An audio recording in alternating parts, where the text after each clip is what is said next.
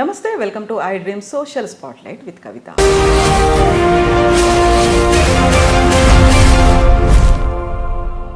హైదరాబాద్ నగరం కిక్కిరిసిపోతోంది, కిటకిటలాడుతోంది. జన సాంద్రతలో ఢిల్లీని మించిపోయింది అనేటువంటి లెక్కలు చెప్తున్నాయి. హైదరాబాద్ మీద డిపెండెన్సీ పెరిగిందా? హైదరాబాద్ మాత్రమే జీవనోపాధి కల్పిస్తుందా? భవిష్యత్తు ఎలా ఉండబోతోంది? మనతో పాటుగా ఉన్నారు డాక్టర్ జయప్రకాష్ నారాయణ గారు. సార్ నమస్తే. నమస్తే కవిత. సార్, మీరు గతంలో చెప్పారు హైదరాబాద్ మీద డిపెండెన్సీ పెరిగిపోతుంది, హైదరాబాద్ని మించింది అనేది. అవి లెక్కలు కూడా చాలా క్లియర్గా అదే రివీల్ చేశాయి సార్. సో హైదరాబాద్ ఎందుకంత ఒక బ్రాండ్ ఇమేజ్ పెరిగిందా? హైదరాబాద్ అనగానే మహానగరం, మనకు బ్రెడ్ అండ్ బటర్ ఇస్తుంది అనే ఒక ఆలోచన ఏంటి?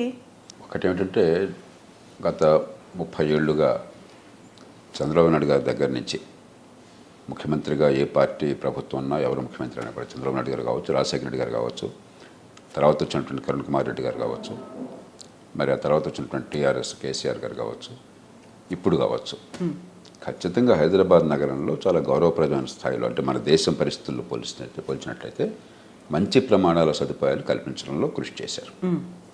సహజంగానే బ్రాండ్ ఇమేజ్ పెరుగుతుంది, మనంతా గర్వపడుతున్నాం. ఇంకా అంతర్జాతీయ ప్రమాణాల నగరం ఒకటి ఉన్నట్టయితే, ఒక గ్రీన్ ఫీల్డ్ సిటీ ఉన్నట్టయితే, హైదరాబాద్ పేరుకి హైదరాబాద్ అంటాం, కానీ కొత్తగా డెవలప్మెంట్ అంతా గ్రీన్ ఫీల్డ్ డెవలప్మెంట్ ఇది. దానివల్ల మనకు బ్రాండ్ పెరిగింది, ఎకానమీ పెరుగుతుంది, ఉద్యోగాల కల్పన జరుగుతుంది. కానీ సమస్య ఏంటంటే, ఒకే నగరమే ఆధారపడితే 90% మంది ప్రజలు అసంఘటిత రంగంలో తక్కువ స్కిల్స్తో, తక్కువ ఆదాయంతో ఉన్నారు. బాగా ఎక్కువ స్కిల్ ఉందనుకోండి, మీరు యూనివర్సిటీ ప్రొఫెసర్గా ఉన్నారు, ఒక సైంటిస్ట్గా ఉన్నారు, ఒక ఫిల్మ్లో టాప్ రేట్ యాక్టర్గా ఉన్నారు, డైరెక్టర్గా ఉన్నారు, అప్పుడు హైదరాబాద్ అవసరం, మహానగరాలు అవసరం. కానీ తక్కువ ఆదాయంతో, తక్కువ నైపుణ్యంతో చేసే పనులకి మహానగరం ఎందుకు రావాలి? పాపం రెక్కాడితే డొక్కాడిన వాళ్ళు బతుకు దుర్భరం అవుతుంది వాళ్ళకి. ఇక్కడ ఒంటరి జీవితం, కుటుంబంతో ఉండలేరు, మరి ఉండడానికి సరైన నిలవ నీడ ఉండదు, ఎక్కడో చోట 10 మందితో కలిసి ఉంటారు. ప్రయాణం అటు ఇటు పనిచేసే చోటుకి వెళ్ళటం రావటం, ప్రయాణం అంతా హైరాన్ అయిపోతుంది మనకి. మీరు అక్కడి నుంచి ఇక్కడ రావాలంటే చూస్తున్నాం కదా ట్రాఫిక్ ఎట్లా ఉంటుందో. ఒక్కరోజు కనుక మరి పని ఆగిపోతే బస్సులు ఉండాలి. చిన్న జబ్బు చేస్తే ఆలనా పాలన అనేది ఒంటరిగా ఉంటారు కాబట్టి పట్టించుకునే వాళ్ళు లేడు. సంక్షోభం, జీవితం నరకం అనుభవిస్తున్నారు, నగరాలు రద్దీ అయిపోతున్నాయి. కాబట్టి హైదరాబాద్ నగరాన్ని గౌరవపడదాం, పెంచుదాం. కానీ 100కి 60-70 మంది గ్రామ ప్రాంతాల్లో ఉన్న దేశంలో ఆ గ్రామాల నుంచి ప్రతి వాళ్ళు హైదరాబాద్కి పోకపోతే బతుకు తెరువు లేదన్న పరిస్థితి కాకుండా, స్థానికంగా చిన్న పట్టణాలు వచ్చినట్టయితే, ఈవేళ మనకి అన్ని చోట్ల టెలివిజన్ ఉంది, కరెంట్ ఉన్నది, మొబైల్ ఫోన్లు ఉన్నాయి, డిజిటల్ టెక్నాలజీ, కంప్యూటర్లు ఉన్నాయి. ఈ 4 ఉన్నప్పుడు చాలా పనులు లోకల్గా చేసుకోవచ్చు, అన్నీ హైదరాబాద్లో చేసుకోవాల్సిన అవసరం లేదు. పూర్వం ఇవి కూడా ఉండే కాదు. అంచేత అక్కడ ఇవి అభివృద్ధి చెందినట్టయితే ఇన్సిట్యూ అర్బనైజేషన్ అంటాం, ఎక్కడికక్కడ పట్టణీకరణ, ఎక్కడికక్కడ స్థానికంగానే వలసలు పోవటం. ఆ ఊరి నుంచి 10-20 కిలోమీటర్ల దూరంలో హైదరాబాదు పెరుగుతుంది. కానీ హైదరాబాద్ నరకంగా మారదు, సామాన్యులకి నరకంగా మారదు. ఇప్పుడు సామాన్యులకే కాదు, ఇవాళ హైదరాబాద్లో ట్రాఫిక్ చూస్తే మీకు అర్థమవుతుంది ఏం జరుగుతుంది. అంచేత హైదరాబాదు జనసాంద్రత పెరగడం గొప్ప విషయంగా అనుకోకూడదు. అమెరికా చాలా సంపన్న దేశం కదా. అమెరికాలో న్యూయార్క్ నగరం కంటే హైదరాబాద్ నగరం చాలా పెద్దది. అమెరికాలో అతిపెద్ద నగరం, ప్రపంచానికి రాజధానిగా దాదాపుగా అనుకుంటున్న నగరం న్యూయార్క్ నగరం. న్యూయార్క్ కంటే హైదరాబాద్ పెద్దది. అలాగే అమెరికాలో మహానగరాలు న్యూయార్క్ తర్వాత ఉన్నది లాస్ ఏంజలస్, ఆ తర్వాత షికాగో. ఇవన్నీ 30 లక్షలు, 40 లక్షలు, 50 లక్షలు, 60 లక్షలు అంటే చాలా గొప్ప రకంగా. మిగతా నగరాలని 15-20 లక్షలు. హ్యూస్టన్ 4వ నగరం అంటుంది. మనకి ఏదో 1 కోటి నగరం అయితే గొప్ప అనుకుంటున్నాం. ఈ 1 కోటి నగరాలు చాలా కావాలని కోరుకుంటున్నాం. మహానగరాలు కొన్ని అవసరమే, కానీ ఎక్కడికక్కడ చిన్న పట్టణాలు లేకపోతే బ్రతుకు నరకం అవుతుంది. ఆర్థిక అభివృద్ధి అందరికీ విస్తరించదు. కేవలం హైదరాబాద్లో మాత్రమే జీవితం బాగుంటే మిగతా చోట్ల బాగోకపోతే మరి దేశాన్ని ఎట్లా కాపాడుకుంటాం మనం? రాజకీయంగా సుస్థిరత్వం ఉండదు, ఆర్థికంగా ఎదుగుదల ఆగిపోతుంది, సామాజికంగా శాంతి ఉండదు. అంచేత మనం రాజధాని కాబట్టి హైదరాబాద్ అనుకోకుండా, మనం కాస్త తెలంగాణలో చాలా జిల్లాలు ఉన్నాయి, చాలా పట్టణాలు ఉన్నాయి, లేకపోతే చాలా పెద్ద గ్రామాలు పట్టణాలు అయ్యే అవకాశం ఉన్నాయి. చాలామందికి గ్రామాల్లో ఉన్న వాళ్ళకి నైపుణ్యం ఉన్నది. అక్కడ 15-20 వేల రూపాయల సంపాదన ఉంటే నెలకి ఇక్కడ 50,000కు సమానం, గౌరవంగా బతుకుతారు. ఆలనా పాలన ఉంటుంది, చుట్టుపక్కల కుటుంబము, తెలిసిన వాళ్ళు, బంధుమిత్రులు, తెలిసిన ప్లేస్ ఉంటుంది. వాళ్ళు పెరిగిన చోటికి 10 కిలోమీటర్ల దూరంలో పని ఉంటుంది. అట్లా ఆలోచించాలి. కానీ అంత మన చుట్టే రాజ్యం తిరగాలి, మిగతా వాళ్ళకి ఇక్కడ రావాలనుకునేటువంటి సంస్కారం పోవాలి. సో హైదరాబాద్ బ్రాండ్ ఇమేజ్ చూసే పెట్టుబడులు వస్తున్నాయి. హైదరాబాద్ బ్రాండ్ ఇమేజ్కు తగ్గట్టుగా చుట్టూ పరిశ్రమలు కావచ్చు, ఇక్కడ మెట్రో రైలు కావచ్చు, ఔటర్ రింగ్ రోడ్ కావచ్చు, హైదరాబాద్ విస్తరిస్తోంది. దానికి తగ్గట్టుగా అన్ని వసతులు కల్పిస్తున్నామని చెప్తున్నారు. ఎట్ ద సేమ్ టైం దాదాపు 1 కోటి వాహనాలు ఉన్నాయి అంటే వీ కెన్ ఇమాజిన్ ప్రజలతో పోటీ పడుతున్నటువంటి వాహనాలు, జనసాంద్రత పెరిగినట్టుగానే వాహనాల సంఖ్య. తలసరి ఒక వాహనం ఉంది ఇప్పుడు. ఏమైందంటే ఇప్పుడు ఈవేళ దేశం మొత్తంలో లెక్కలు ఏం చెప్తున్నాయంటే, మీకు బాటమ్ క్వింటల్ అంటే దిగువ 20% జనాభాలో కూడా మనకి 50% కుటుంబాలకు ఏదో వాహనం ఉంది. ఇక మిగతా కుటుంబాలు ప్రతి ఒక్కళ్ళకి కుటుంబానికి 1, 2, 3 వాహనాలు ఉన్నాయి. కొన్ని కుటుంబాల్లో అయితే మనిషికి 1 కంటే ఎక్కువగా వాహనాలు ఉన్నాయి. మరి ప్రతి ఒక్కళ్ళకి వాహనం ఉండి మనం ఎంత గొప్పగా ఉందంటున్నా కూడా అంతర్జాతీయ ప్రమాణాలతో మన ఇన్ఫ్రాస్ట్రక్చర్ దిగుడిపోయి, ఒక లండన్ లాగా, ఒక ప్యారిస్ లాగా, ఒక న్యూయార్క్ లాగా, ఒక షికాగో లాగా మన ఇన్ఫ్రాస్ట్రక్చర్ ఉండదు కదా. మనం ఆ స్థాయికి వెళ్ళలేదు కదా. అది లేదు. 2, మనం ట్రాఫిక్ రూల్స్ పాటించము. ఏదో ఇష్టం వచ్చినట్టు పోవడం అలవాటు అయిపోతుంది. నరకంగా ఏమవుతుంది? కాబట్టి మనం జనాభా పెరగటము, జనసాంద్రత పెరగటం గొప్పగా అనుకోకూడదు, అది బలహీనతగా అనుకోవాలి. అంటే బతుకు తెరివి ఇంకో చోట లేక, గతి లేక అందరూ నిరుపేదలు కూడా వచ్చే పరిస్థితి మనం కల్పిస్తున్నాం. వాళ్ళ జీవితం దుర్భరం చేస్తున్నాం, నగరాలు నరకం చేస్తున్నాం. కాబట్టి నగరాలు పెరగాల, నగరాల్లో చేసే పని స్థాయి వేరు. కానీ అల్పాదాయ వర్గాలకి, తక్కువ నైపుణ్యం ఉన్న వాళ్ళకి, తక్కువ ఆదాయంతో గౌరవంగా బతకడానికి, కుటుంబాల దగ్గర నుండి ఏర్పాటు చేయడానికి, అక్కడ ఆర్థికంగా పెరిగే ఏర్పాట్లు మనం చేయాలి. ఈ 2 ఏకకాలంలో సాధించాలి. మనకు అసలు దృష్టి పోయింది. అంతా మహానగరమే, హైదరాబాదే. నేను హైదరాబాద్ వాసిని, గర్వపడుతున్నాను, సంతోషపడుతున్నాం. ఇక్కడ పొరపాట్లు చాలా ఉన్నాయి, ఈ పొరపాట్లు సవరిద్దాం. కానీ అక్కడ కూడా పెరిగే అవకాశం కల్పిద్దాం. అలా కాకుండా మన వాళ్ళు ఏమనుకుంటున్నారు, హైదరాబాద్ని చుట్టూ పెద్దగా ఏమి అవాంతరాలు లేవు కాబట్టి, మన సముద్రం మరొకటి అడ్డొచ్చేలేదు కాబట్టి ఊరికే విస్తరించుకుంటూ పోతున్నారు. చివరికి ఏమవుతుంది, మెక్సికో సిటీ లాగా పెద్ద అర్బన్ స్ప్రాల్ అయిపోతుంది. అది కాదు, జరిగిన హైదరాబాద్ ఇట్లా ఉండండి, సంతోషం. కానీ ఎక్కడికక్కడ స్థానికంగా ఆర్థిక కేంద్రాలు వచ్చే ఏర్పాటు చేయండి. అప్పుడేమవుతుందంటే గార్మెంట్ సెక్టర్ కావచ్చు, బట్టల తయారీ, లేకపోతే మీకు లెదర్ సెక్టర్ కావచ్చు, లేదంటే ఎలక్ట్రానిక్స్ చిన్న గూడ్స్ కావచ్చు, టాయ్స్ కావచ్చు. అంటే ఇవన్నీ పెద్ద వాల్యూ ఎడిషన్ లేకుండా, పెద్ద నైపుణ్యం అవసరం లేకుండా దేశానికి విదేశీ మార్గ ద్రవ్యం అనిపిస్తుంది, ఉత్పత్తి వస్తుంది. కానీ పేదలకు ఆదాయం దొరుకుతుంది, గౌరవప్రదమైన ఆదాయం దొరుకుతుంది. ఆ రకమైన ఇమాజినేషన్ లేకుండా ఎంతసేపటికి ఆర్టిఫిషియల్ ఇంటెలిజెన్సు, లేకపోతే బ్లాక్ చైన్ టెక్నాలజీస్ ఇవే వద్దని అంటలా, అవన్నీ కావాలి. కానీ దాంతోనే ఈ దేశాన్ని మనం మార్చలేం, ఈ బెదరకాన్ని తొలగించలేం. సో ఫ్లైఓవర్లు కావచ్చు, మెట్రో రైల్ కావచ్చు, ఔటర్ రింగ్ రోడ్ కావచ్చు, ఇవన్నీ కూడా హైదరాబాద్ కేంద్రంగా హెచ్ఎండిఏ కూడా ఆలోచిస్తోంది ఎలా విస్తరణకు తగ్గట్టుగా మెరుగైనటువంటి వసతులు. సరే, ఇప్పుడు జనసాంద్రతల్లో ఢిల్లీని మించిపోయింది, కాలుష్యంలో బెంగళూరుని మించిపోతుందా, లేకపోతే ట్రాఫిక్ జాముల్లో మించిపోతుందా, ఢిల్లీ బెంగళూరు వీటితో పోటీ పడుతుందా అనుకున్నప్పుడు ప్రత్యామ్నాయాలు ఎలా ఆలోచించాలంటారు సార్? ట్రాఫిక్ విషయం ఒకటి ముఖ్యమైనది మీరు చెప్పారు. ఇప్పుడు ఈ మధ్యకాలంలో బెంగళూరు గురించి అందరూ చెప్తున్నారు ట్రాఫిక్ అధ్వానంగా ఉంటుందని. మనం బెంగళూరుతో చాలా తీవ్రంగా పోటీ పడుతున్నాం. నేను ఖచ్చితంగా మరి చెప్పాను. ఈ మధ్య 2-3 సార్లు నేను బెంగళూరు వెళ్ళాను, ఎలా ఉందో నాకు తెలుసు. మనకి హైదరాబాద్ దాదాపు ఆ స్థాయికి వచ్చేస్తుంది. ఎందుకంటే వాహనాలు పెరిగినప్పుడు మనం ఏం చేయలేం.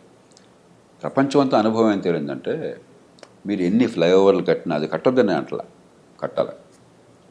ఎంత రోడ్లు విస్తరణ చేసినా కూడా పబ్లిక్ ట్రాన్స్పోర్ట్ లేకుండా, మంచి క్వాలిటీ పబ్లిక్ ట్రాన్స్పోర్ట్, మెట్రో కావచ్చు, ఆర్టీసీ కావచ్చు, ఎంఎంటీసీ కావచ్చు, ప్రైవేట్ ట్రాన్స్పోర్ట్లు కావచ్చు, ఇవన్నీ లేకుండా, అవన్నీ ఇంటిగ్రేట్ చేయకుండా, సమన్వయం లేకుండా, కుడి చేయడం సంబంధం లేకుండా నడుస్తున్నాయనుకోండి, మీరు ఏ తలకిందులుగా తప్ప చేసినా కూడా రద్దీని ఆపలేరు. అమెరికా కంటే గొప్ప ఇన్ఫ్రాస్ట్రక్చర్, అమెరికా కంటే పెద్ద రోడ్లు మనకు రావు. అమెరికాలో చూస్తే మీకు కనిపిస్తుంది ట్రాఫిక్ అంత నరకమా, ఎందుకంటే అక్కడ పబ్లిక్ ట్రాన్స్పోర్ట్ పెద్దగా ఉండదు, కొన్ని సిటీస్లో తప్ప. కాబట్టి క్వాలిటీ పబ్లిక్ ట్రాన్స్పోర్టు, అది కూడా అన్ని రకాల మల్టీ మోడల్ ట్రాన్స్పోర్ట్ని సమన్వయం చేయాలి. ఒకే ఒక టికెట్తో అందరూ ఒకే అథారిటీ కింద నడుస్తూ లాస్ట్ మైల్ కనెక్టివిటీ అంటాం. మా ఇంటికి సుఖంగా వెళ్ళే ఏర్పాటు కావాలి. మనకేమవుతుంది, ఇప్పుడు చూడండి, చాలా గర్వించదగ్గ మెట్రో నిర్మాణం జరిగింది. ఎల్ఎన్టీ ప్రైవేట్ సెక్టర్ వచ్చింది ఇక్కడికి, దాదాపు 70 కిలోమీటర్లు జరిగింది. ఇంకో 70-60 కిలోమీటర్లు చేస్తామంటున్నారు. మనకి వాడు 20,000 కోట్ల పైన ఖర్చు అయింది. వాళ్ళ పరిస్థితి ఏంటి, ఆ మెట్రో మీద పెట్టిన ఖర్చుల మీద వడ్డీ రావట్లా. రోజుకు 2 కోట్ల రూపాయలు వాళ్ళకి ఆదాయం వస్తుంటే నడపగలుగుతున్నారు. ఆపరేషనల్ కాస్ట్ అంటే అది వరకు కవర్ అయిపోతాం కంఫర్టబుల్గా.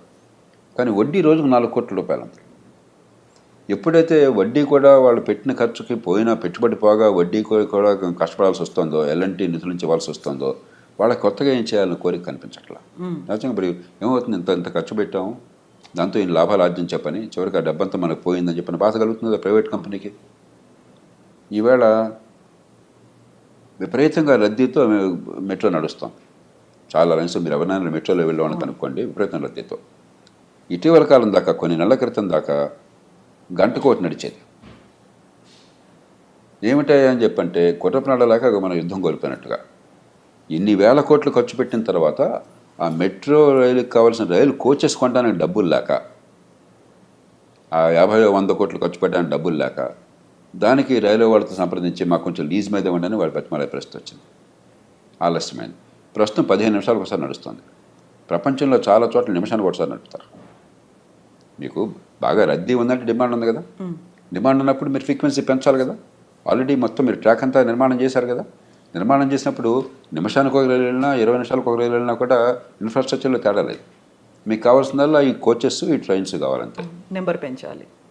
వారిని అడిగితే వాళ్ళు ఏం చెప్తున్నారు, ఇప్పుడు మాకు ఒక 10 ట్రైన్స్ అదనంగా ఉంటే 10-30 కోచెస్, ఒక్కొక్క కోచ్కి 10 కోట్లు అవుతుంది. 300 కోట్ల రూపాయలు ఉంటే ఎంత ఫ్రీక్వెన్సీ కావాలని వేస్తాం. 300 కోట్లు లేక 24,000 కోట్లు ఖర్చు పెట్టిన తర్వాత కేవలం 300 కోట్లు లేక నగర అవసరం తీరట్లా.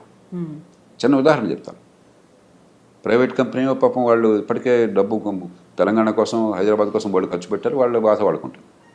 గవర్నమెంట్ దాని గురించి పట్టించుకోవట్లేదు. 2, ఎంఎంటీఎస్ విస్తరణ కూడా చేస్తూ ఉంటున్నారు, సంతోషం. కానీ ఎంఎంటీఎస్ దారు ఎంఎంటీఎస్దే, ఆర్టీసీ దారు ఆర్టీసీదే, మరి ప్రైవేట్ బస్సుల దారు ప్రైవేట్ బస్సులదే. ఆ లాస్ట్ మైల్ కనెక్టివిటీ లేదు.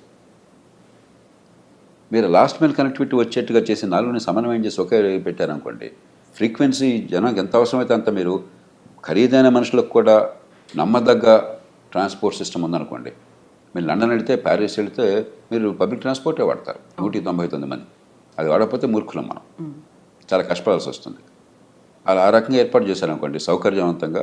మా ఇంటి నుంచి అక్కడికి వెళ్ళడానికి కావాలంటే బస్సు ఏదో ఉంటుంది, దగ్గర అయితే నడిచి వెళ్తాను నేను.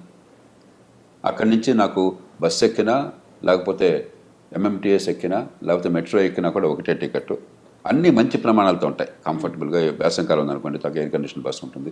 అలాగే ఎంఎంటీఎస్ కూడా ఇంప్రూవ్ చేస్తాం. ఇలా చేసామనుకోండి, ఆ కొద్దిపాటి ఏర్పాట్లు చేసామనుకోండి, 190 మంది దాన్ని వాడతారు సంతోషం. ఇప్పుడు నేను కొన్ని సందర్భాలు వాడాలనుకున్నా కూడా ఈ అసౌకర్యం భరించలేక కారు వెళ్ళాల్సి వస్తుంది. మనం కూడా రద్దీలో భాగం అయిపోయినాం. కాబట్టి పబ్లిక్ ట్రాన్స్పోర్ట్ని మనం సమగ్రంగా ఆలోచించి ఏర్పాటు చేయకుండా గుడ్డెద్దు చేలబట్టట్టు చేస్తే ఖర్చు కనిపిస్తుంది, గ్లామర్ కనిపిస్తుంది, కానీ ఫలితం రాదు. 400 కోట్ల రూపాయలు ఒక్కొక్క కిలోమీటర్కి అవుతుంది, మనం గుర్తించాలి. కనీసం 200 కోట్లు అవుతుంది, సగటున 300-400 కోట్ల రూపాయలు అవుతుంది మెట్రో నిర్మాణం. అంటే ఆషామాషి. అంటే ఒక్క గజం మెట్రో వేయడానికి ఒక గజం 40 లక్షలు అవుతుంది. ఈ సమాజం ఖర్చు పెడుతుంది. అది ప్రైవేట్ వాళ్ళు పెట్టినా ప్రైవేట్ వాళ్ళు పెట్టరు. ఒక మెట్రో ఎలాంటి వాళ్ళు పెట్టారు, ఇంక మళ్ళీ ఎవరు రారు, ప్రభుత్వమే పెట్టాలి. బ్యాంకులు అప్పు వచ్చినా మన దేశం డబ్బు, మన ప్రజల డబ్బు. 40 లక్షలు ఒక్క గజానికి. కాబట్టి దాన్ని సమగ్రంగా, సంపూర్ణంగా, సంపూర్ణం అందరినీ కలిపి వినియోగించకపోతే అసలు ఈ రవాణా విషయంలో నగరాలు నరకమైపోతాయి. నేను బయటికి సాధారణంగా వెళ్ళను, ఎందుకంటే నేను పనిచేసేది, నేను ఉండేది ఒకే కాంప్లెక్స్లో ఉంది. కానీ ఇప్పుడు బయటికి వెళితే వెళ్ళిన ప్రతిసారి నరకమే. నాకు ఎందుకు వచ్చాను బాబు బయటకు అనిపిస్తుంది. అలా ఉండాల్సిన అవసరం లేదు. మనకు వచ్చి గౌరవప్రదమైన జీవితం. యూరోప్ వెళ్తే మీరు ఎక్కడికి వెళ్ళినా కూడా అక్కడ చక్కని ప్రమాణాల public transport, multi modal transport కనెక్టివిటీతో ఉంటుంది. హాయిగా పౌరుడికి హాయిగా వెళ్తే ఈ మొత్తం ఎందుకు, మన ప్రజల జీవితాలు సాఫీగా నడవాలి. ఒకసారి నేను సోల్ వెళ్తే దక్షిణ కొరియా రాజధానికి పొద్దున్నే తెల్లవారుజామున నేను ప్రయాణం చేయాల్సి వచ్చింది. బయట బాగా చలిగా ఉంది. నేనేమో అలవాటు లేక ఏదో మామూలు బట్టలు కోట్ ఉంది, కానీ చలికి తట్టుకునే బట్టలు లేవు. 5 గంటలకి బస్ తీసుకోవాలి నేను ఉన్న హోటల్ నుంచి. 8 గంటలకి ఎందుకో ఫ్లైట్ ఉన్నది. నేను వాళ్ళని అడిగాను, బస్సు ఎన్ని గంటలకి ఎక్కొచ్చాయా అని. కరెక్ట్గా 5 గంటలకు రండి సార్ అన్నాడు. నాకు మరి బయట చల్లు నుంచోవడం కష్టం, బయట ఎక్కువసేపు నుంచోకుండా వెళ్ళాలంటే ఏం చేయాలి? ఒక గడియారం చూడండి, 30 సెకండ్ల ముందు బయటకు వెళ్ళండి, చూడండి 30 సెకండ్ల ముందు బయటకు వెళ్ళండి, బస్సు అందుకుంటారన్నాడు. సెకండ్తో సహా కరెక్ట్గా వస్తుంటాను. పొరపాటున మిస్ అయ్యాను అనుకో ఏమవుతుంది అన్నాడు.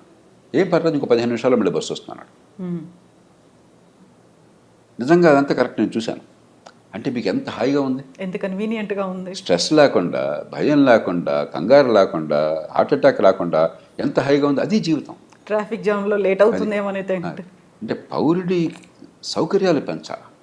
మన పరిపాలన అంటే మన వనరులు ఖర్చు పెట్టడం అంటే జాతి వనరులు, పౌరుడి జీవితం ప్రశాంతంగా, సుఖప్రదంగా, ఉత్పాదకత ఉండేట్టుగా, మనసు చికాకులు లేకుండా ఉండాలి.